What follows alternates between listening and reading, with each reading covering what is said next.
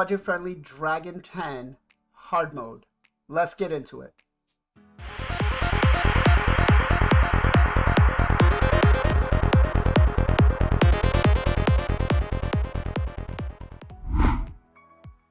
What is going on, guys? Blazing here, and today we're going to the Raid Shadow Legends video. Today we are talking about Dragon Stage 10. Now, I did put out a video a couple of days ago with my team for a like 35-40 second farm on Stage 10 hard mode Dragon, and you know, it was a little bit of a super pay to win team. So I decided to come back after a couple of viewers asked me to see if there was anything else we could do. And I came back and more of a budget-friendly team. There is some variations that you could do on this, and it would still work. But we have Battle Khazard, we have Renegade, we have Elenarl, and we have Calvalax, along with Dark Kael. Yes, Dark Kael. Now, your lead with Calvalax can be replaced with Uragram or Ataras, but you got to take the speed into account, right? We're using the speed aura on this, so you got to make sure that you're using either a different speed aura and a poisoner, or you're going to have to increase at least a couple of, or at least their speed by a little bit, right? 19%, I think what it is. So let's get into the video. Let's get into the run. I'll show you guys the run. Now, the gear is a little, I wouldn't say free-to-play friendly, but it is a little more achievable than some of the other builds. But you'll see here, it's not a fast run, right? And we've got Elenarl that bursts up the poisons. Now, I can't lie, I have noticed sometimes that on this second wave, the Cardinal does not want to die. So if she revives everybody, it is a done deal, right? Not a lot of our champions are built super tanky. So the main thing about this, which you got to remember to have, is you need that Dark Kael to open up with his A2, right? And get that decreased attack up as quickly as possible. And for the most part, as you can see here, it's not a bad run. We do want the other ones to die kind of fast. And we'll be roughly about a minute and a half. A minute 13. We'll run it one more time. I believe these gloves are doo-doo. So, same thing. Now, you'll notice, I don't know why, but we got 3% of there, and our Calvalax only put up 3 poisons on one of them. I think it was the, I don't know what that new champ is called, but Elenarl still blows everything up. Now, we do have her opening up with her A2 before her A3, right? Because we don't have another champion that can do the, well, we could replace the Dark Kael with a Taurus, but then we don't have a decreased attack. So, and the decreased attack is very, very important here. If you have a Brimstone, it'll just make the run much safer, much faster, quicker, right? There is another variation of this. If you do have yourself a Yumiko, you have her open up with the A2 here, and your Dark Kael will come in and just destroy the dragon. But you got to make sure that that decreased attack is on that dragon as much as possible. So, there we go. Poisons, HP burn, minute 18 seconds, right? And this is a semi-budget team. Let's go over the builds real quick, right? You have Battle Khazard, who's in my solo build for regular dungeons, for dragons, and for Fire Knight, and for Ice Golem.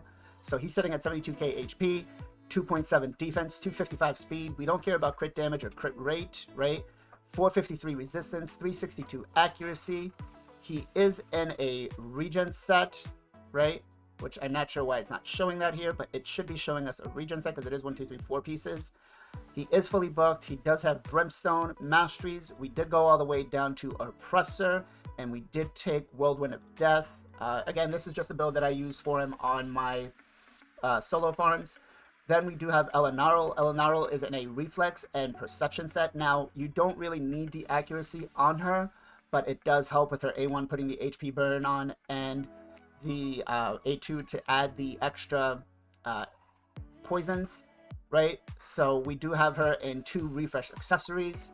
She is sitting at 39, almost 40k HP, 3,920 defense, 227 speed, 98. It should be 100% crit rate to be able to land that extra poison. 128 crit damage. We don't really care about that. The poison damage she does not scale off of crit damage. 149 resistance and 330 accuracy. We care about the accuracy a little more. We'd like to beef that up to 350. She is, with Brimstone, fully booked, right? We did go down. We took War Master on her, and we did take Whirlwind of Death. She does have Sniper, Master Hexer, and Cycle of Magic. Again, the basic build around her is to try to get that A3 back as quickly as possible. So next we have Calvalax. Now Calvalax, I was actually going to rebuild him and put him in a bolster set or a shield set because he's just there for the passive, right? Honestly, when we get to the boss, we turn everything else off and we just leave his A1 in hopes that we can extend the debuffs. So he is in a triple perception set. We do have him at 38k HP, 3.6k attack, 2.7 defense. I would like to just scale the defense and the HP up. 193 speed. We don't really care about his speed. If he doesn't take a turn, that's fine with us. We just want the poisons on the passive. And then we have 104 crit rate, 167 crit damage. Again, we don't care about that. 143 resistance. We don't care about that. 534 accuracy. We do care about that because we want him to be able to land the debuffs. He is not booked, right? No blessing. We do have masteries. We did go down to War Master, Sniper, Hexer, and Cycle of Magic. The masteries really aren't needed either, but they do help extending the debuffs. Then we have our Dark Kael, who is in a 6-piece stone skin. He is wearing 1 reaction piece. It just happened to fall that way. That's it. It's not really needed, honestly. If I could put him in some refresh accessories, I probably would do that. He is in the same build as I showed last time. Maybe a little more speed. 47k HP, 3.1k attack. We don't care about the attack. 3.5 defense. I would like to build this up a little more, but it seems to be working for right now, so I'm not going to mess with it, right? 233 speed, 49 crit rate, 135 crit damage, 348 resistance, 283 accuracy. This I do need to bring up to about 350 to be comfortable, and I would like to definitely bring this up to closer to 450. We'll see what we can do.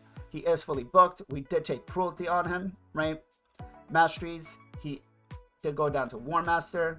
We did take Life Drinker, Spirit Haze for each dead ally to help us boost up our speed, right? He isn't going to be killing anything, so taking Whirlwind of Death did not make sense. Cycle of Magic, Lord of Steel, and Master Hexer, all in there. Then we have, the last but not least, our Renegade, who is sitting in a bolster and speed set with 2 refresh accessories, right? She is sitting at 43k HP, 1.9k defense. We really just want her to survive the first 2 rounds, and then after that, die off and let Kale and Battle Khazard do their thing.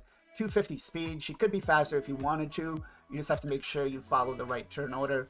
22 crit rate, 219 crit damage. I don't know how that ended up, but I left it be. 293 resist, and 137 accuracy. We don't really care about those. Honestly, you really want to make it just fast and tanky. That's it.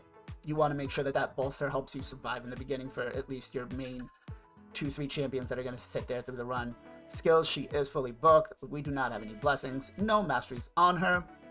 Nice and simple. Now, let's go in and go through the run real quick. I'll show you what the setup is for the AI. So, Calvalax, doesn't really matter what he opens up with, but when you get to the boss, we turn everything off and we just leave his A1 because we want to extend the duration, or have the chance to extend the duration. Dark Kale, we opened up with his A1, round 1. Round 2, we did not use his A1, we just shut it off and let it be. And then round 3, we opened up with the A1 because we want to get that decreased attack up as much as possible. You could make it so that it is a priority, but you don't really have to. Battle Khazard, we just left as is. We opened up on the A1, opened up with, with the A2, opened up with the A2, and then A3 on the turn round 3, we just left it be, right? Renegade, round 1, we turned off her A3. Round 2, we prioritized her A3. Round 3, we prioritized her A3. If she survives, great. Elenarl, round 1, you actually want to open up with the A2, then go into the A3.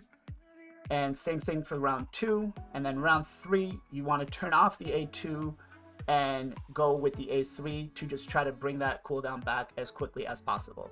So one more time before I let you guys go, we'll go through it just so you can see that it's not really a sometimes happens, sometimes doesn't happen run, but it does. The cruelty doesn't really help us on here with the damage on the ads because it's all poison damage. It's not like a Seer comp where you really want that, so it doesn't really matter if you have cruelty on him. Reset the debuff, reset the cooldowns. Cavalax goes, battle goes, and there we go, 32 seconds at the boss. Again, I'm on PC, so it is going to be a little faster for me than it is for you guys. Do take that into account. Now, if you had your Cavalax built in either a shield set or another bolster set, it would definitely help you out. You know, more survivability, better. And we get the HP burn. There we go. We honestly really want the guy. We really want Renegade, Cavalax, and Elenarl to die. Now, Elenarl can be replaced by Zavia if you have her. The fact that they're not dying is taking too long. This might actually kind of be, I think we'll make it. There we go. Took a little longer. Come on. Alright, there we go. So 1 minute 33 seconds. Still within the realm, you know, semi-fast speed farm, but do remember that if you are going to take Cavalax out and put someone else in, like a Urgrim, which you could do, or a Taurus, make sure that you adequately increase everybody's speed by at least, I would say you'd want to make sure everybody's at about 250, or at least 251 going before the boss, and tuned properly. So, that said, guys, much love, much appreciation. I hope this video helped you. If it did, give me a thumbs up. Let me know in the comments down below if this does help you. If it doesn't, let me know what champions you are working with, and I'll try to put out another video to help you farm Dragon. As always, much love, much appreciation. Be safe, be well, be good to each other, and I'll catch you guys on the next one.